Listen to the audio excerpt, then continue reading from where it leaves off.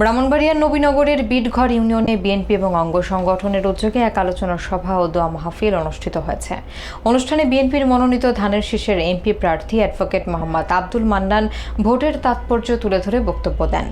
তিনি বলেন, ধানের শীষ প্রতীক বিএনপির আদর্শ এবং নেতৃত্বের প্রতীক। সভায় জেলা ও উপজেলা পর্যায়ের নেতাকর্মীরা উপস্থিত ছিলেন।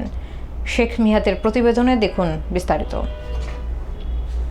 ব্রাহ্মণবাড়িয়ার নবীনগর উপজেলার বিটঘর ইউনিয়নের দুরুইল ২ নম্বর ওয়ার্ড বিএনপি এবং এর অঙ্গ সংগঠনের উদ্যোগে আলোচনা সভা ও দোয়া মাহফিল অনুষ্ঠিত হয়েছে। বৃহস্পতিবার বিকেলে আয়োজিত এই কর্মসূচিতে বিএনপির কেন্দ্রীয় নেতৃত্ব এবং দলের আদর্শ তুলে ধরে বক্তব্য দেন নেতারা। আয়োজকদের পক্ষ থেকে জানানো হয়, সাবেক প্রধানমন্ত্রী বেগম খালেদা জিয়ার সুস্থতা কামনায় এবং দলের প্রতিষ্ঠাতা শহীদ রাষ্ট্রপতি জিয়াউর রহমানের স্মরণে এ দোয়ার আয়োজন করা হয়। সভায় প্রধান অতিথি ছিলেন ব্রাহ্মণবাড়িয়া ৫ নবীনগর আসনে বিএনপির মনোনীত ধানের শীষের এমপি প্রার্থী অ্যাডভোকেট মোহাম্মদ আব্দুল মান্নান।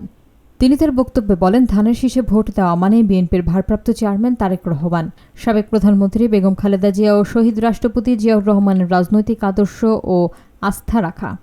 অন্য প্রতীকে ভোট দিলে সেই আদর্শের বাইরে অবস্থান নেওয়া হয় বলে তিনি ইঙ্গিত দেন।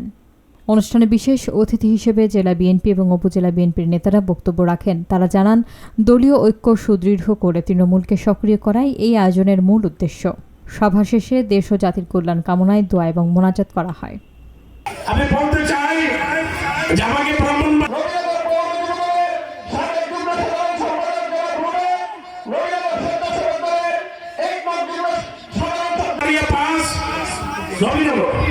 থেকে আগামী সংসদ নির্বাচনে বিএনপি থেকে আমাকে মনোনয়ন দেওয়া হয়েছে।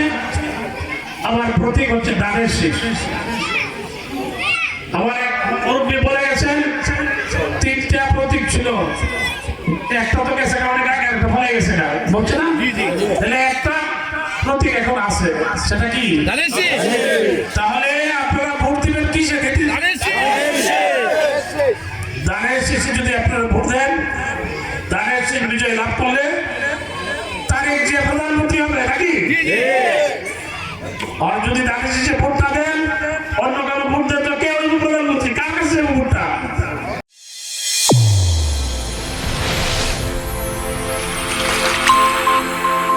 চ্যানেল A1 হৃদয় রেসপন্স।